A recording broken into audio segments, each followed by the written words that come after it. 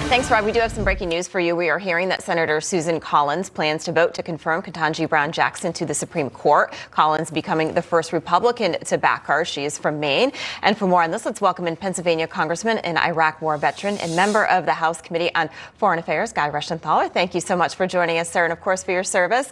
Congressman, I want to get your reaction to Susan Collins' announcement. She is the first Republican to say that she's going to vote for her. You think this is a done deal, and do you think any other Republicans will back her? Well, Alison, thanks for having me on, as always. Look, I think that the nomination process here shows us just how radically far left the Biden administration really is. Remember, he ran on a platform of being a centrist, wanting to have this return to normalcy. And instead of nominating somebody who was center left, he has this nominee who clearly is a liberal progressive, incredibly steeped in liberal ideology, will not even define a woman during the Senate confirmation hearing. So it just exposes the radical nature of the Biden administration and the false promises that Biden and the rest made during the campaign when they said they were going to govern from the center. But as far as Susan Collins goes, remember, if we were to hold together as Republicans, if we were to stop splitting votes, specifically in West Virginia, for example, had we had Patrick Morrisey instead of Joe Manchin, this would not have even been a possibility because we could have blocked this nominee. So remember, elections have consequences. And when you think there's some kind of faux sophistication or political sophistication splitting tickets, this is what you get. Yeah. Because had we not have Sinema and Manchin in the Senate, had two Republicans, Mitch McConnell would be driving this. And we would not have this far left nominee. Very true. Congressman, let's pivot now to the proposed budget. You tweeted, Biden's budget proposes tax hikes that would make it more expensive to do business in America than in communist China. Congressman, we've heard President Biden talk about Buy America. This is, for American people, but it really looks like there's some things that are cut in this budget, and there's a lot. One of them is border security funding. Can you talk to us a little bit more about what's in this budget?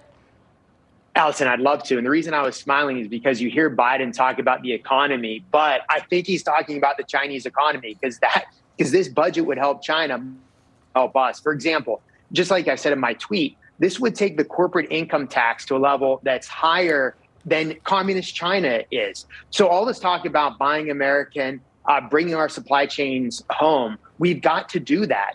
But we don't do it by putting up these barriers to entry for business. What we should be doing is we should be reducing taxes, reducing regulation.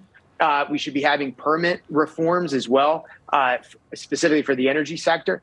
Instead, we're doing the exact opposite with this budget. We're also having this wealth tax, which I think is completely illusory. I don't think these billionaires are going to end up paying because they are the Democratic donors at this point, but they can just move to another country. They can find loopholes. Yeah. So this budget shows us that Biden is not serious about watching out for the American economy, and he's not serious about watching after and protecting the American worker, because you'll see more jobs going offshore than you did even in the Obama administration. Yeah, there's a lot of money in there for the new Green Deal, too. Congressman, I want to quickly move on to the war. So Russia is reportedly vowing to scale back military activity in the north. President Zelensky dismissing the reports. We actually had a member of the Ukrainian parliament, Kira Rudik, who said last night in Kyiv was the worst yet. I mean, how can we trust Russia at all?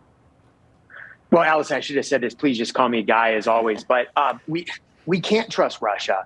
The fact that Russia invaded in the first place, how quickly we forget that just 3, 4, 5 weeks ago, it was Russia that invaded Ukraine.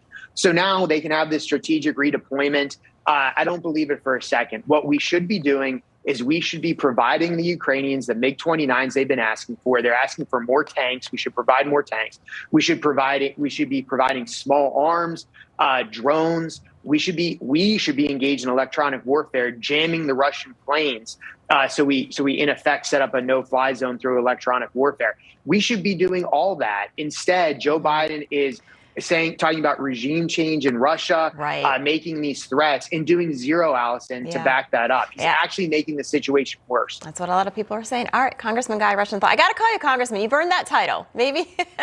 Thank you so much. Fair enough, Alison. Thank you for joining us, sir.